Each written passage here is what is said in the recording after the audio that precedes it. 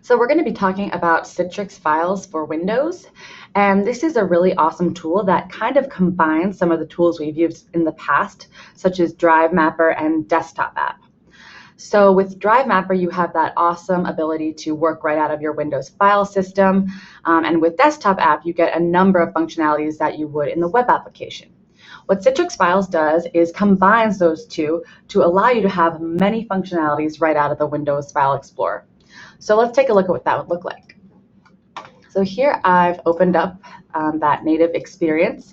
So maybe typically I'm used to working off my desktop and my documents folder. Well, now if you see at the bottom, you can see Citrix Files is mapped as a letter drive.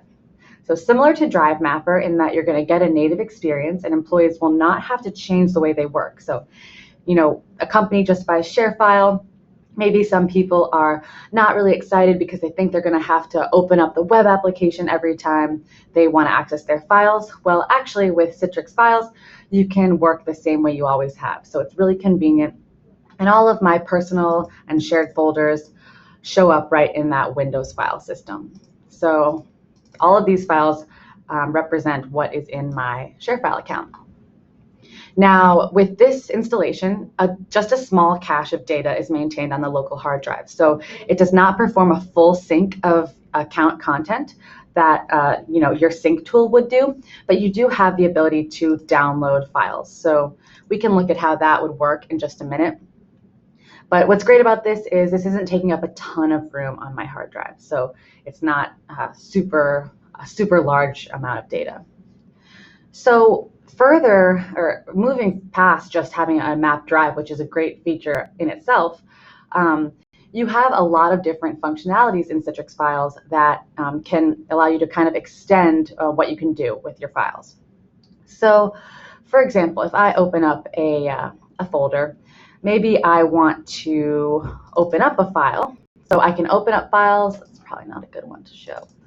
So I can open up a file, I can edit it,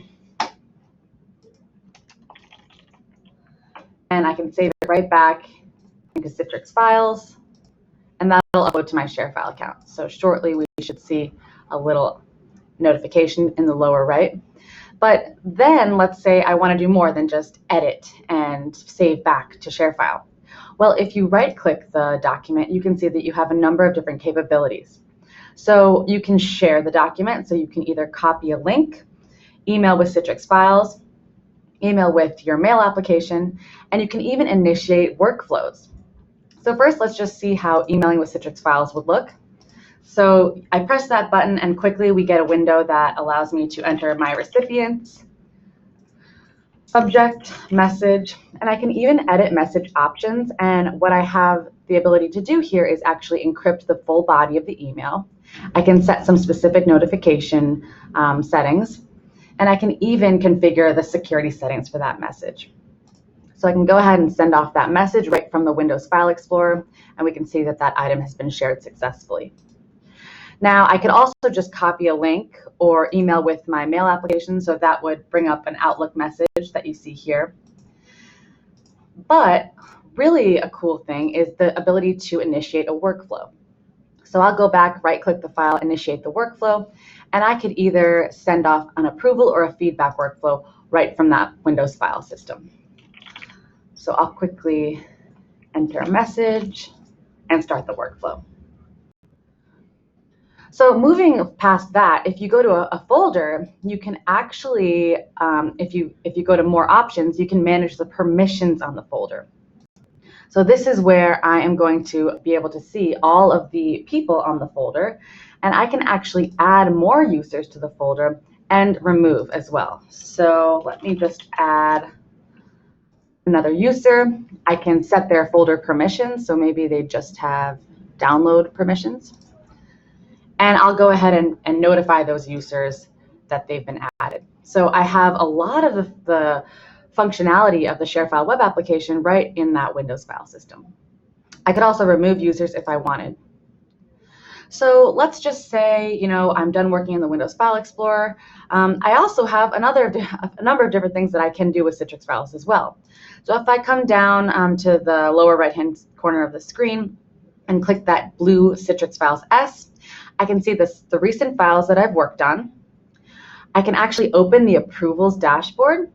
So this is a dashboard of all the workflows that I have been initiated or that have been shared with me.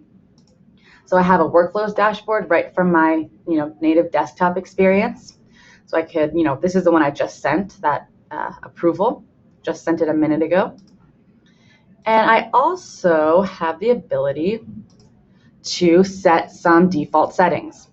So this is where I can set the drive location. So maybe I want to change the letter of the drive. I can set the size of the file cache. So we talked in the beginning about how with this tool, a small cache of data is maintained. You can set that size. And then you can set some default share options. So this would be, if I turned this on, that would always encrypt the body of the email. And then I could also set some security, configure some security settings to be defaulted with the Citrix Files tool. So this is just a brief overview of what Citrix Files can do.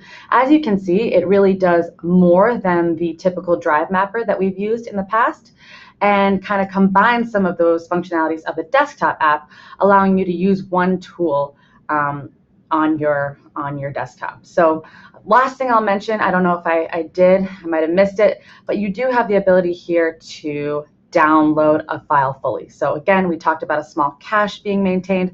Well, if you want to fully download that file, you can do so as well. So you can see that file has been downloading, and it's right over here. So I can open that up on my desktop. Now that's fully on my hard drive. So this is Citrix Files. Have fun using it. It's a great tool.